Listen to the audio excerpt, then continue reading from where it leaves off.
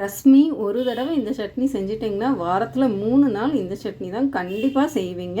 So எப்படி பண்ணுறதுன்னு பார்க்கலாமா? ஸோ ஃபஸ்ட்டு ஒரு கடாயில் 2 டீஸ்பூன் அளவுக்கு எண்ணெய் சேர்த்துக்கலாம். இப்போ இதில் வேர்க்கடலை, கடலைப்பருப்பு, உளுந்தம் பருப்பு கூடவே வந்துட்டு வத்தல் எல்லாமே சேர்த்து நல்லா வந்துட்டு இந்த அளவுக்கு பொரிஞ்சதுக்கப்புறமா இதில் 2 டீஸ்பூன் அளவுக்கு எள்ளு வந்து சேர்த்துக்கலாம்.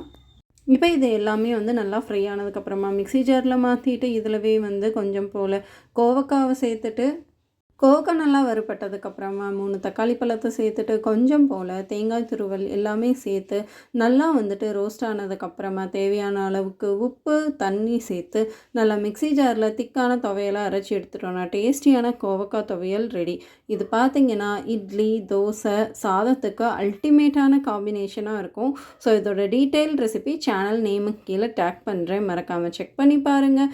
கண்டிப்பாக ட்ரை பண்ணி பார்த்துட்டு எப்படி இருந்ததுன்னு கமெண்ட் பண்ணிடுங்க. தேங்க்யூ ஃபார் வாட்சிங். மறக்காமல் சப்ஸ்கிரைப் பண்ணிடுங்க.